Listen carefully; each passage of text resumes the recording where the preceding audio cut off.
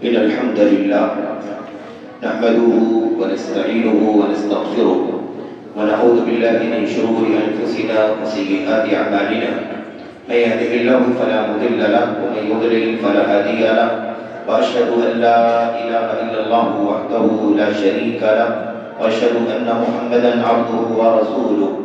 أما بعد فإن خير الحديث كتاب الله وخير الهدي هدي محمد صلى الله عليه وسلم وشر الأمور محدثاتها وكل محدثة بدعة وكل بدعة ضلالة وكل ضلالة في النار. أعوذ بالله من الشيطان الرجيم. في بيوت أذن الله أن ترفع ويذكر فيها اسمه يسبح له فيها بالغدو والآصال رجال لا تلهيهم تجارة ولا بيع عن ذكر الله وإقام الصلاة وإيتاء الزكاة يخافون يوما تتقلب فيه القلوب والأبصار. وقال سبحانه وتعالى إنما يعمر مساجد الله من آمن بالله واليوم الآخر وأقام الصلاة وآتى الزكاة ولم يخش إلا الله وعسى أولئك أن يكونوا من المهتدين. وقال النبي صلى الله عليه وسلم أحب البلاد إلى الله مساجدها وأبغض البلاد إلى الله أسواقها إلى آخر ما قال الله سبحانه وتعالى وما قاله النبي صلى الله عليه وسلم. برادران اسلام، دینی اور ملی بھائیوں، نوجوان دوستوں، احباب اور بزرگوں، قابل احترام ماں اور بہنوں، عزیز بچوں، اللہ تبارک و تعالیٰ نے جو دین ہمیں عطا فرمایا ہے وہ اللہ کی کتاب قرآن کریم میں اللہ کے نبی محمد رسول اللہ صلی اللہ علیہ وسلم کی سنت میں پھیلا ہوا ہے. اس قرآن کی اور اس سنت کی عملی تصویر اللہ کے نبی صلی اللہ علیہ وسلم کے صحابہ کی سیرت میں ان کی زندگیوں میں ڈھلی ہوئی ہے. اسی کا نام دین ہے، انہی کا نام اسلام ہے، اسی کا نام دین اسلام کی سچی تصویر ہے. قرآن میں ہے، جو سنت میں ہے، جو حضرات صحابہ کرام کی سیرت میں ہے اور ان کے نقش قدم پر چلنے والے جس پر چل رہے ہیں. اللہ تبارک و تعالیٰ نے اس دین میں اپنے گھروں کا بڑا اونچا مقام بیان فرمایا ہے. مساجد کا مقام، مساجد کا درجہ،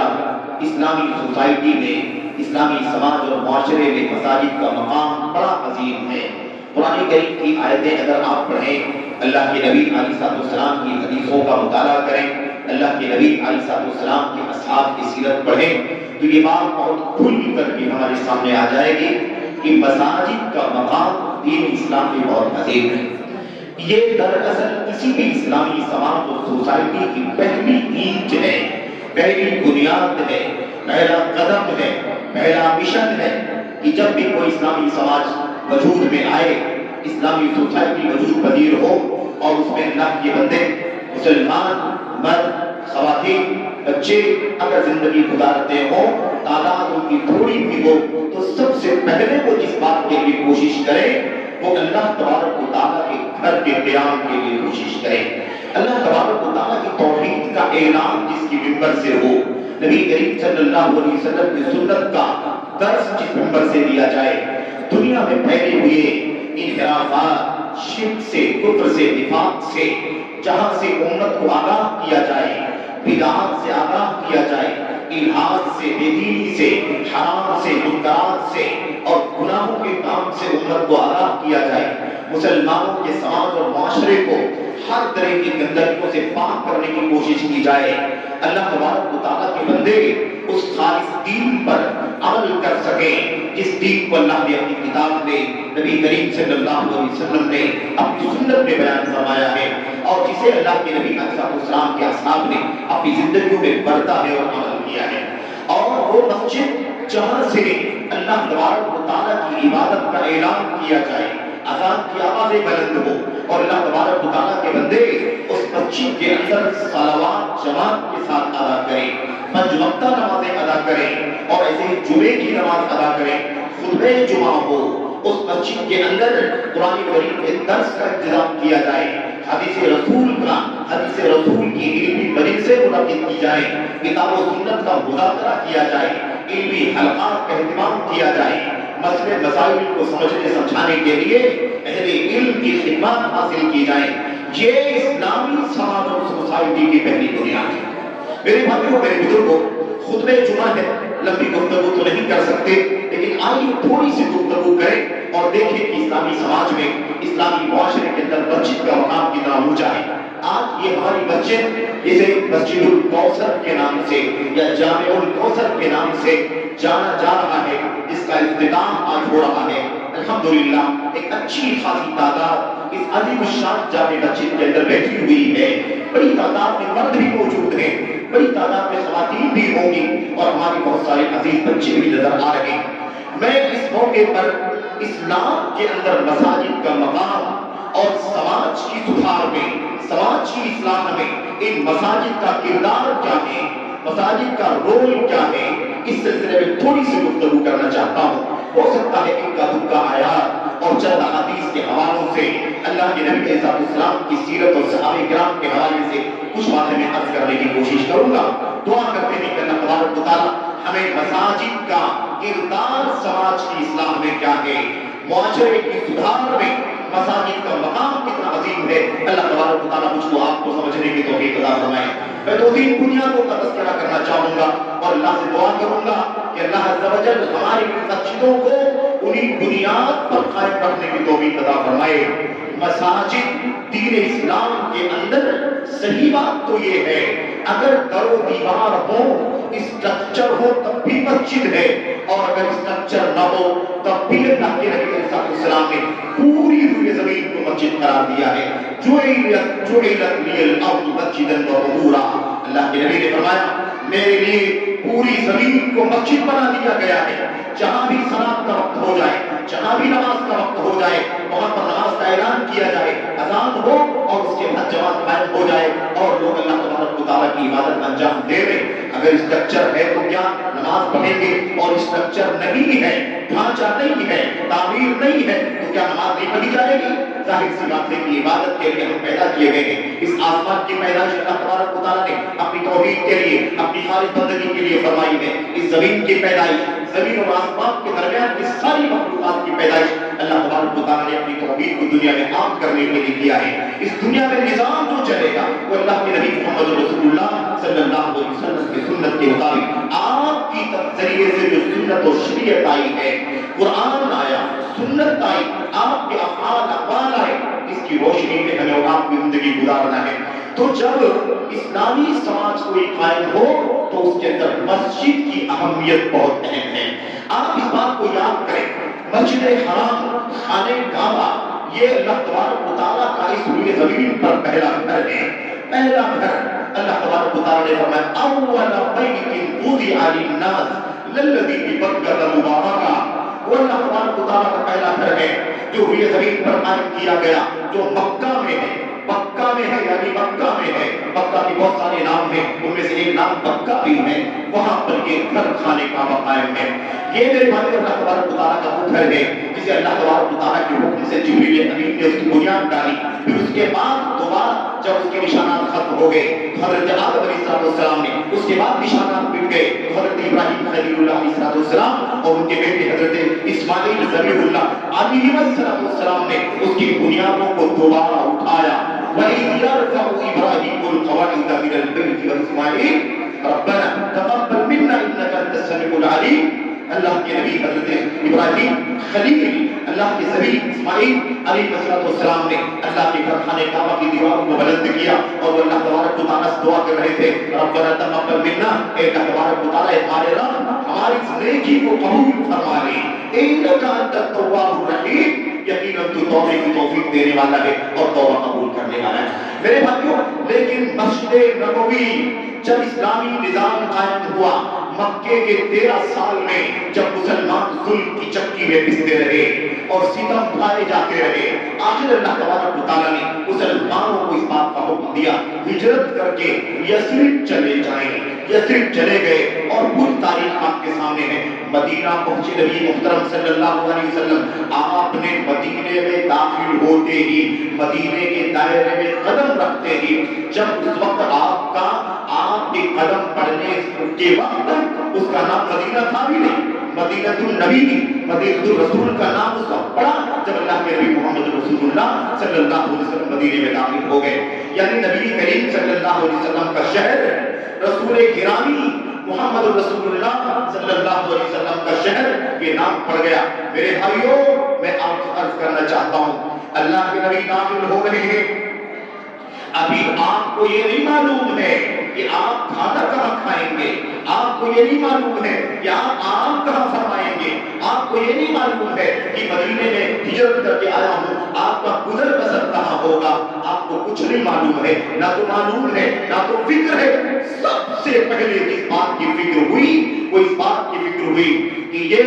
اسلامی معاشرے کی، اسلامی نظام کی پہلی بنیاد قائم کی جا رہی ہے، اس کی اینٹ رکھی جا رہی ہے، اس لیے سب سے پہلا کام جو ہونا چاہیے وہ مسجد کی بنیاد رکھی جانی چاہیے۔ میرے بھائیوں، اللہ تبارک و تعالیٰ نے قرآن کریم میں ارشاد فرمایا لَمَسْجِدٌ أُسِّسَ عَلَى التَّقْوَى مِنْ أَوَّلِ يَوْمٍ أَحَقُّ أَن تَقُومَ فِيهِ رِجَالٌ يُحِبُّونَ أَن يَتَطَهَّرُوا إِلَى آخِرِ الْآيَةِ۔ اللہ تبارک و تعالیٰ نے فرمایا مسجد جس کی بنیاد تقوی پر رکھی گئی ہے، آپ جانتے ہیں نبی کریم صلی اللہ علیہ وسلم نے مدینہ پہنچ کر کے سب سے پہلا کام جو کیا، سب سے پہلا کام وہ ایک مسجد کی بنیاد رکھنا تھا۔ کیوں؟ اس لیے کہ مسلمانوں کا سماج ہے، مسلمانوں کی سوسائٹی ہے، مسلمانوں کا معاشرہ ہے، اس میں سب سے پہلے جس بات کی ضرورت ہے وہ اللہ تبارک و تعالیٰ کی عبادت کا قیام ہے، اللہ کی توحید کا اعلان ہے، اللہ کی بڑائی کا اعلان ہے۔ اللہ تبارک و تعالیٰ کے بندے جس مسجد میں اکٹھا ہو کر جماعت کے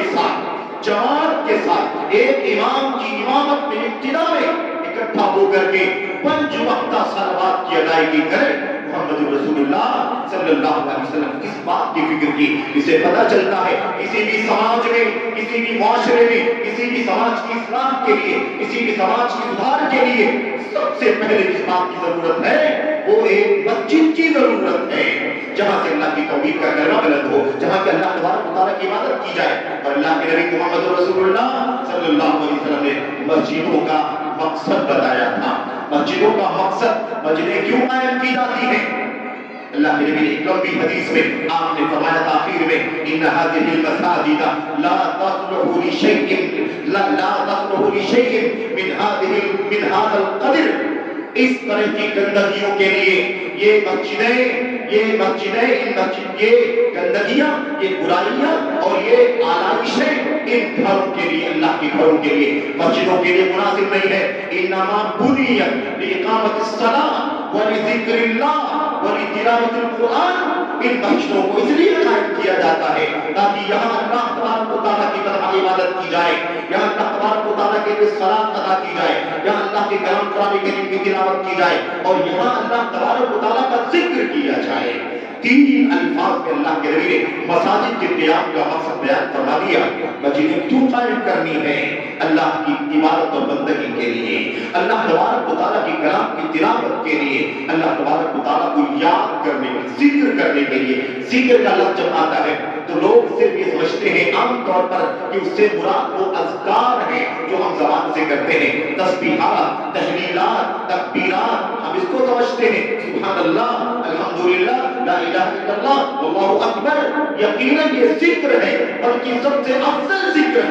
شک نہیں ہے، لیکن صرف یہی ذکر نہیں ہے۔ ذکر سے مراد دین کی مجلسیں ہیں، علم کی مجلسیں ہیں، قرآن کریم کی تفسیر ہے، حدیثوں کی شرح ہے، حلال و حرام کی وضاحت ہے، عقیدے کی تعلیم ہے، اور اسلامی سماج کے اندر جو برائیاں پائی جاتی ہیں ان برائیوں کا خاتمہ ہے، چاہے وہ سماجی برائیاں ہوں، اس کا تعلق نکاح و طلاق سے ہو، اس کا تعلق کاروبار سے ہو، اس کا تعلق بزنس سے ہو، اس کا تعلق اخلاق سے ہو، کردار سے ہو، اس کا تعلق خاندانی مسائل سے ہو، اس کا تعلق گھریلو مسائل سے ہو، الغرض تمام تر مسائل کا علم حاصل کرنا، یہ اللہ تبارک و تعالیٰ کا ذکر کہلاتا ہے۔ میرے بھائیوں، آئیے میں کچھ باتیں آپ کے سامنے عرض کرنا چاہتا ہوں۔ اللہ تبارک و تعالیٰ نے قرآن کریم میں ان مسجدوں کا ذکر فرمایا، ان مسجدوں کا مقصد بیان فرمایا، ان مسجدوں کے قائم کرنے والوں کی فضیلت بیان فرمائی، ان کا مقام بیان فرمایا۔ ہم نے آپ کے سامنے ذکر کیا تھا 2 آیتوں کا۔ اللہ تبارک و تعالیٰ فرماتا ہے انما یعمر مساجد اللہ من آمن باللہ والیوم الآخر واقام الصلاۃ وآتى الزکاۃ ولم یخش الا اللہ۔ اللہ تبارک و تعالیٰ فرماتا ہے حقیقت میں اگر کوئی مسجد کی تعمیر کرتا ہے، مسجد کی تعمیر کرتا ہے تو کون کرتا ہے؟ من آمن باللہ، جو اللہ تبارک و تعالیٰ پر ایمان کرتا ہے، جو آخرت کے دن پر ایمان رکھتا ہے، جو صلاۃ یعنی نماز قائم کرتا ہے، جو زکات دیتا ہے اور اللہ کے سوا کسی سے نہیں ڈرتا۔ یہ اللہ تبارک و تعالیٰ گواہی دے رہا ہے اللہ کے گھروں کی تعمیر کرنے والوں کی خوبی کیا ہوتی ہے، وہ اللہ پر ایمان، آخرت پر ایمان، فرائض کی پابندی، صلاۃ کی، زکات کی ادائیگی، اور ایسے اللہ تبارک و تعالیٰ سے ڈرنا، اللہ کے سوا کسی اور سے نہیں ڈرنا، یہ ان کی خوبی ہے۔ اللہ تبارک و تعالیٰ فرماتا فَعَسَىٰ أُولَٰئِكَ أَن يَكُونُوا مِنَ الْمُهْتَدِينَ، تو سمجھ لو کہ یہی لوگ اللہ تبارک و تعالیٰ کے یہاں ہدایت پانے والے ہیں۔ میرے بھائیوں، مسجدوں کی تعمیر کا مقام، مسجدوں کو قائم کرنے کا مقام، مسجدوں کی تعمیر دو طرح سے ہوتی ہے۔ مسجدوں کی تعمیر دو طرح سے، ایک ہے عمارت کا مطلب ڈھانچہ قائم کرنا، اسٹرکچر قائم کرنا، اس کی در و دیوار کو، اس کے پلرز کو، اس کے بیم کو، اس کے ستونوں کو، اس کی دیواروں کو، اس کی اینٹوں کو سدھارنا، اس کی قالین اور فرش کا انتظام کرنا، اس کی چھت کا انتظام کرنا، یہ ہے ایک تعمیر کا معنی۔ دوسرا تعمیر کیا ہے؟ یہ آباد کرنا، مسجدوں کی تعمیر یعنی مسجدوں کو آباد کرنا، پنج وقتہ نمازوں کے لیے حاضر ہونا، جماعت کے ساتھ نماز قائم ہونی چاہیے ایک امام کی ابتدا میں، اور ایسے ہی جمعے کی نماز جامع ہو تو جمعے کی نماز قائم ہونی چاہیے، اور اس کے علاوہ اذکار کے لیے، دعاؤں کے لیے، قرآن کریم کی تلاوت کے لیے، علمی مجلسوں کے لیے، علمی حلقات کے لیے، اس کے لیے سب کو آنا چاہیے اور اللہ کے گھروں کو اس طرح سے بھی آباد کرنا چاہیے۔ اگر اسٹرکچر قائم ہو جائے اور وہاں اللہ کے بندے جماعت کے ساتھ نماز نہ پڑھیں، وہاں دین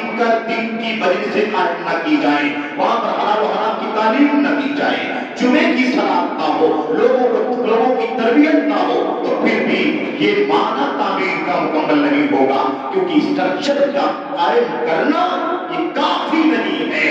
میرے بھائیوں، اب آئیے ذرا میں آپ کے سامنے عرض کرنا چاہتا ہوں، وہ مسجد مدینہ طیبہ کی مسجد جس کے قیام کی بات ہوئی، سماج مدینے کا معاشرہ، مدینے کا سماج جو مسلمانوں پر قائم ہوا، اس میں سب سے پہلے جو مسجد کا قیام کیا گیا وہ مسجد کیا تھی میرے بھائیوں؟ مسجد قباء کو بھی کہا گیا مسجد تقویٰ، اور مسجد نبوی کو بھی کہا گیا مسجد تقویٰ، دونوں کی بنیاد پر ہوئی تھی۔ لیکن میں بتانا چاہتا ہوں وہ مسجد کیا تھی؟ مسلمانوں کے سماج کی اصلاح مسجدوں سے، مسجدوں کا کردار سماج کی اصلاح میں کیسے ہوتا ہے؟ نبی کریم صلی اللہ علیہ وسلم نے جو مدینہ طیبہ میں مسجد نبوی کا قیام فرمایا، وہ مسجد کیا تھی؟ پنج وقتہ نماز بھی ہوتی تھی، جمعے کی نماز بھی ہوتی تھی، خطبہ بھی ہوتا تھا، نبی کریم صلی اللہ علیہ وسلم کا درس بھی ہوتا تھا، آپ علیہ السلام حلال و حرام کے مسائل بھی بتلاتے تھے، علمی حلقات بھی ہوتے تھے۔ وہاں پر اللہ کے فضل و کرم سے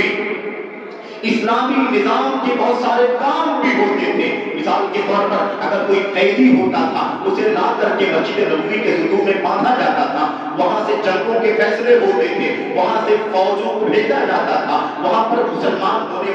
نئے مسلمان ہونے والوں کا ڈیلیگیشن وقت کا استقبال کیا جاتا تھا۔ وہ ایک بہت بڑا عبادت کا مرکز بھی تھی، بہت بڑا تعلیم کا مرکز بھی تھا، تعلیم کا، تربیت کا، سماجی اصلاح کا، اسلام کی ہر پہلو پر یہ مسجد الحمدللہ اپنا کردار ادا کر رہی تھی، اور یہی کردار مسجدوں کا ہونا چاہیے۔ میرے بھائیوں، میں آپ سے عرض کرنا چاہتا ہوں، اللہ تبارک و تعالیٰ نے دوسری آیت کریمہ میں فرمایا رجال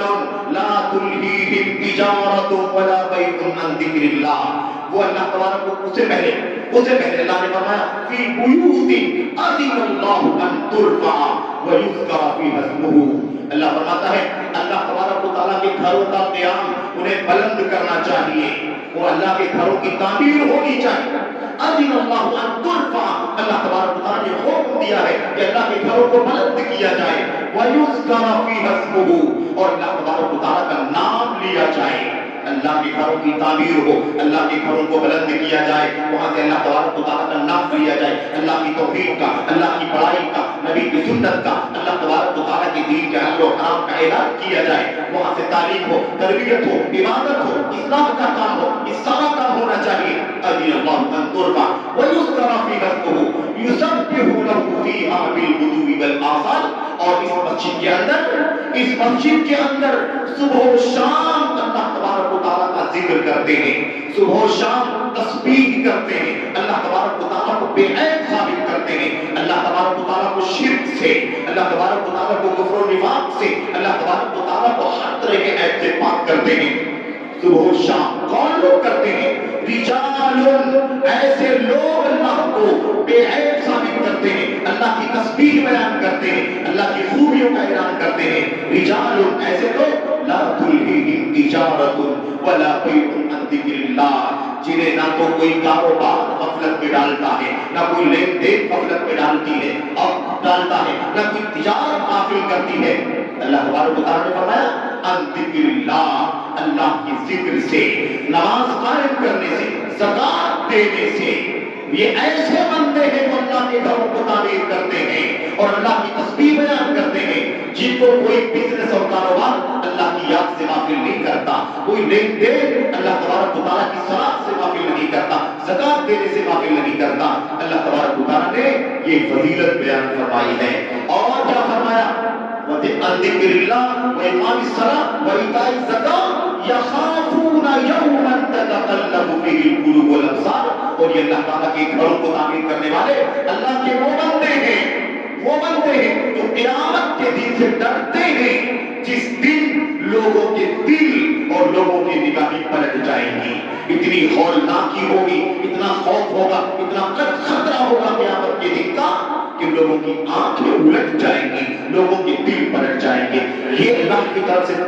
تعریف ہے، ستائش ہے ان لوگوں کی جو اللہ تبارک و تعالیٰ کے گھروں کی تعمیر کرتے ہیں۔ میرے بھائیوں، اب جب ہم مسجد نبوی کا کردار دیکھتے ہیں تو مدینے پر ذرا نظر ڈال کر کے دیکھو، جب مدینے میں پہلی مسجد قائم کی گئی، مسجد نبوی کا قیام عمل میں آیا تو مدینے کا معاشرہ کیسا تھا؟ آپ جانتے ہیں اللہ کے نبی علیہ السلام پر ایمان لانے والے اللہ کے نیک بندے صحابہ کرام جو مدینے کے انصار تھے وہ تھے، اور ہجرت کر کے مکہ سے مدینہ آئے وہ تھے، لیکن ان کے علاوہ مدینے کے اصل باسی کون تھے؟ وہاں ایک بڑی تعداد مشرکین کی تھی اور بہت بڑی تعداد یہودیوں کی تھی۔ بنو نذیر موجود تھے اور بنو قریظہ کا قبیلہ موجود تھا، بنو قینقاع کا قبیلہ موجود تھا۔ آپ سوچیں کہ مدینے کی اس بستی کے اندر یہودیت موجود ہے، 3 بڑے قبیلوں کے اندر شرک کرنے والے موجود ہیں، اور اس کے بعد جیسے ہی اسلامی نظام کا قیام عمل میں آیا، فوراً مشرکین کا ایک طبقہ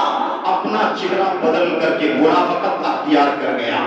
سوچ لیا کہ اب تو ہمارے لیے مشکل ہو گئی، اسلام کا نظام ہو گیا، محمد رسول اللہ صلی اللہ علیہ وسلم یہاں سب سے بڑے ذمہ دار ہیں، اب تو ہمارے لیے یہاں پر رہنا مشکل ہے۔ اس لیے انہوں نے نفاق کی چادر اوڑھ لی،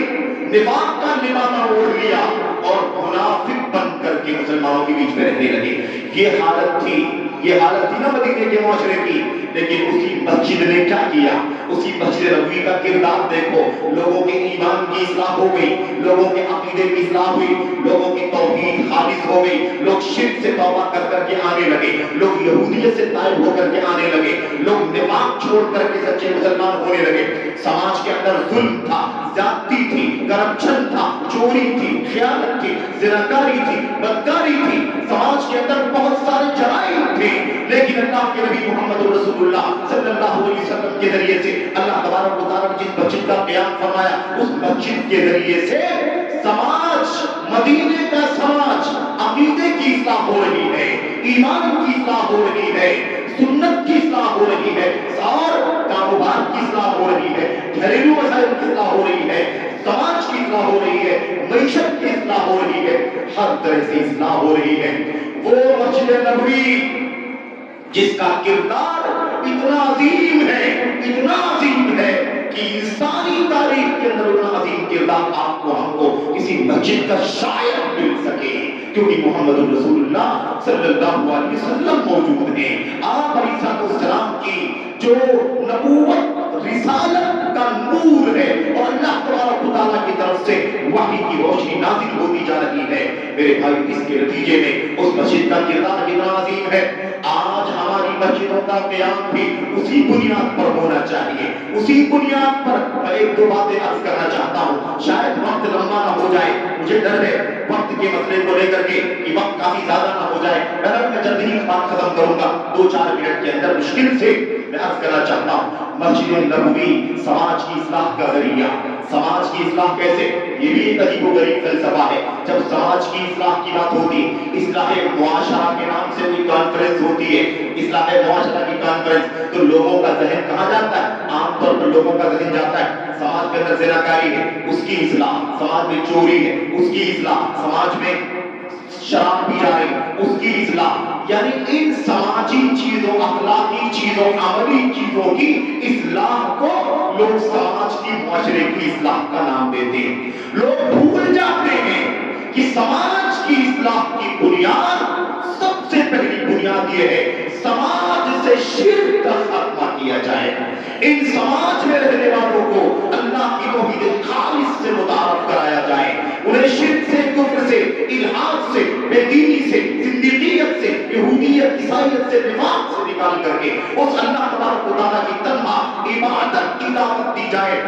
جس کے لیے اللہ تعالیٰ نے زمین و آسمان کو پیدا کیا ہے، جس کے لیے اللہ نے نبیوں کو بھیجا ہے، جس کے لیے اللہ نے کتابوں کو اتارا ہے، جس کے لیے اللہ تبارک و تعالیٰ نے مکہ سے ہجرت کر کے مدینہ آنے کا حکم اللہ تبارک و تعالیٰ نے اپنے نبی کو اور آپ کے صحابہ کرام کو دیا ہے۔ یہ سماج کی اصلاح کی بنیاد ہے۔ سماج کے اندر، معاشرے کے اندر شرک ہو رہا ہوتا ہے، قبر پرستی ہو رہی ہوتی ہے، اولیاء و صالحین کے ساتھ سامنے سر ٹیکا جا رہا ہوتا ہے، اس کی اصلاح کی کوئی بات نہیں کرتا۔ سماج کی اصلاح ہو جائے، کوئی کالم کود رہا ہے، کوئی فلموں کے خلاف بہار اٹھا رہا ہے، کوئی شراب مکتی کا مشن چلا رہا ہے، کوئی اور کوئی کام کر رہا ہے، لیکن جو سماج کی اصلاح کا، معاشرے کی اصلاح کا سب سے پہلا کام ہے وہ ہے عقیدے کی اصلاح۔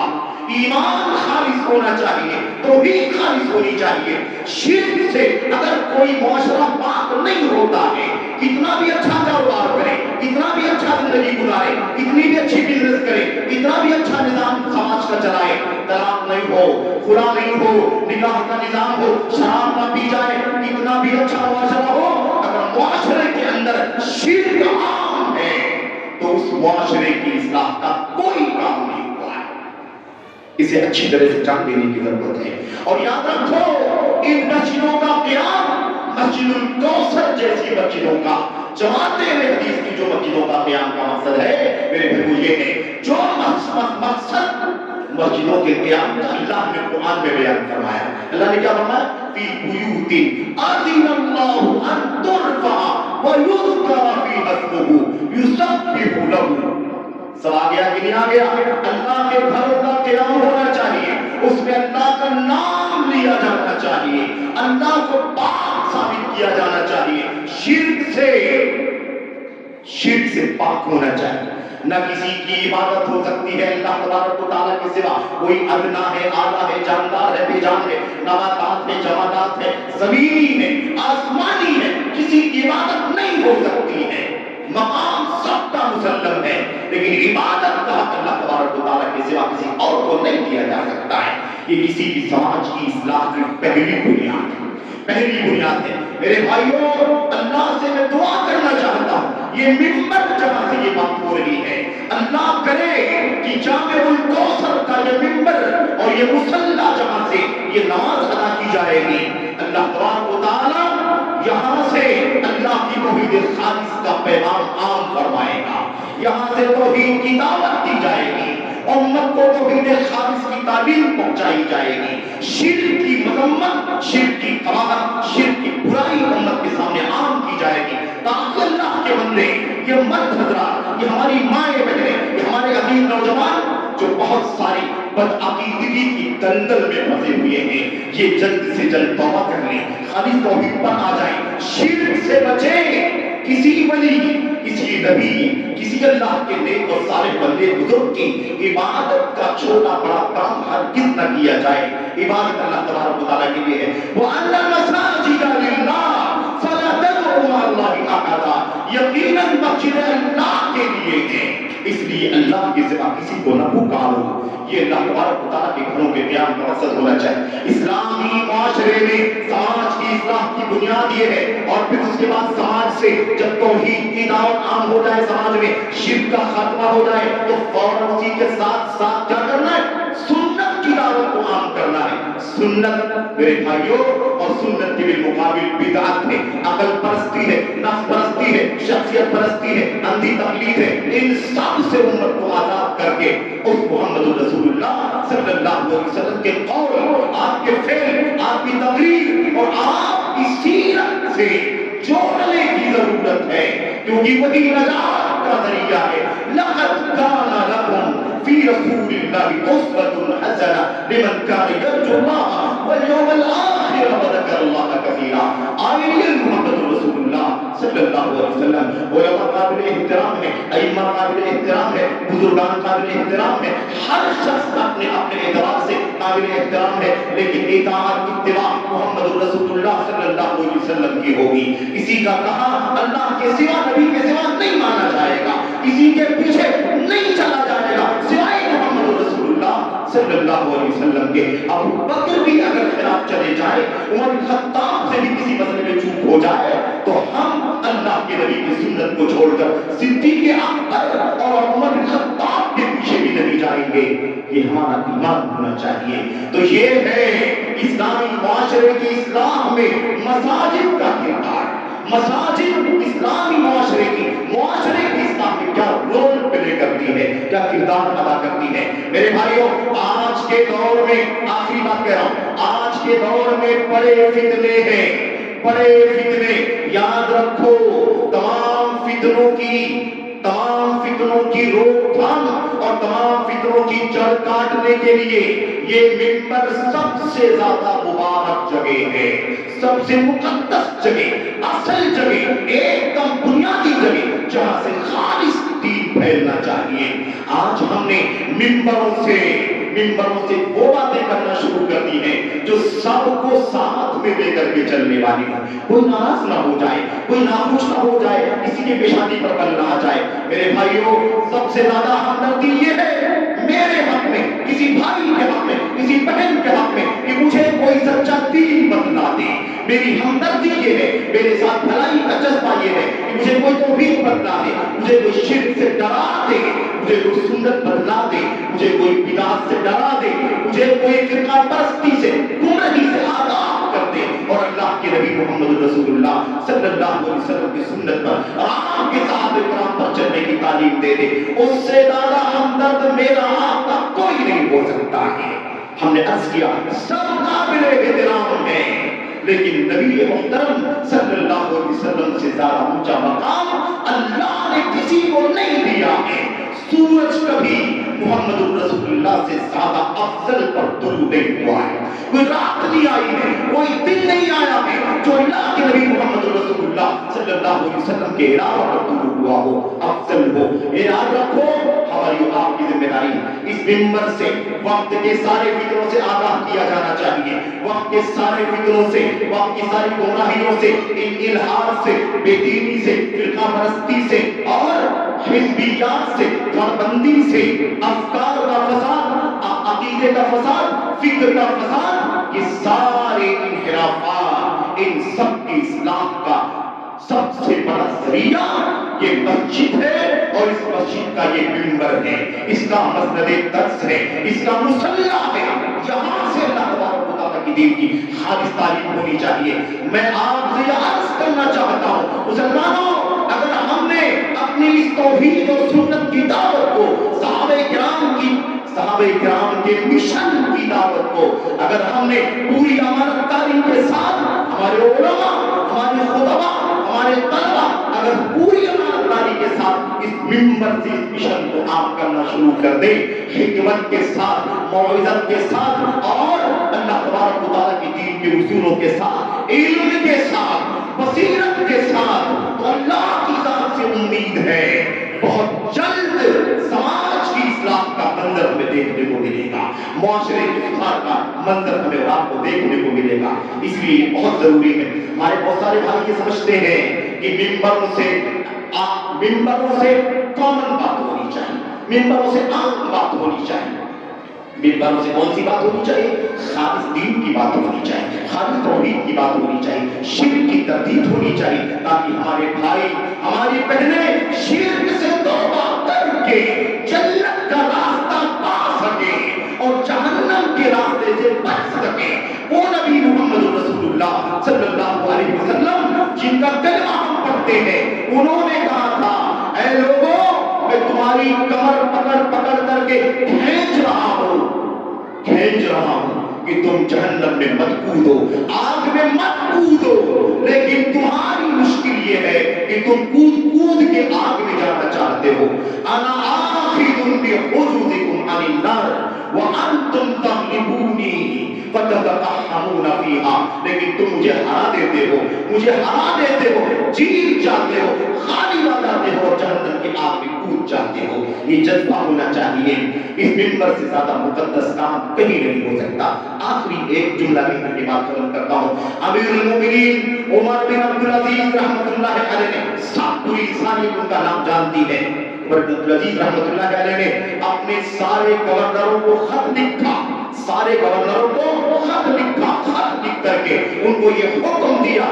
کہ سارے لوگ اپنے اپنے علاقے کے علماء، اپنے اپنے علاقے کے ائمہ، اپنے اپنے علاقے کے دعا، مسلمین مرشدین کو یہ حکم دو کہ ان کی دعوت کا کام، ان کی تعلیم کا کام، ان کی تربیت کا کام مسجدوں میں ہونا چاہیے۔ مسجدوں میں انسان بیٹھتا ہے تو عبادت کی نیت سے بیٹھتا ہے، تقدس کی نیت سے بیٹھتا ہے، کھیل کود نہیں کرتا، گپ شپ نہیں کرتا، فضول کام نہیں کرتا، عبادت کے جذبے سے بیٹھتا۔ جو کام، جو تاثیر اور جو طاقتور کام ہو سکتا ہے، مؤثر کام ہو سکتا ہے اللہ کی مسجدوں سے، وہ کبھی کسی اور پلیٹ فارم سے نہیں ہو سکتا۔ کوئی ضرورت الگ بات ہے، کوئی تقاضا الگ بات ہے، لیکن اصل دعوت کا، تعلیم کا، تربیت کا کام، اصلاح سماج کا کام، اصلاح معاشرہ کا کام مسجدوں کے ممبروں سے، مسجدوں کے مسجد سے ہوگا۔ اللہ سے دعا کرتے ہیں کہ اللہ تبارک و تعالیٰ مساجد کا جو کردار اسلامی سماج کی اصلاح میں ہے، معاشرے کی اصلاح میں ہے، اللہ تعالیٰ اس بات کو سمجھنے کی توفیق عطا فرمائے۔ مسجد الکوثر کے قیام کے لیے جن لوگوں نے بھی اپنے وقت کی، مال کی اور اپنے اثر رسوخ کی قربانی پیش کی ہے، یا کسی بھی حیثیت سے کوئی زیادہ کم شریک ہوا ہے، اللہ تبارک و تعالیٰ سبوں کو اس کا بھرپور بدلہ دنیا میں آخرت میں عطا فرمائے۔ من بنى لله مسجدا بنى الله له بيتا في الجنة يبتغي وجه الله، جو اللہ کے گھر کو تعمیر کرے اس کا مقصد اللہ کو راضی کرنا ہو،